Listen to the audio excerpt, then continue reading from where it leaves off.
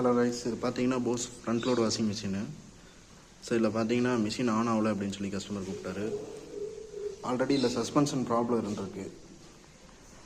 பார்த்தீங்கன்னா சஸ்பென்ஷன் போயிருக்கும். So suspension problem இதில் மிஷின் ஜம்ப் ஆகிட்டு இருந்திருக்கு. ஜம்ப் ஆனதில் பார்த்தீங்கன்னா இந்த டியூபு இதுலேருந்து கலண்டுருச்சு.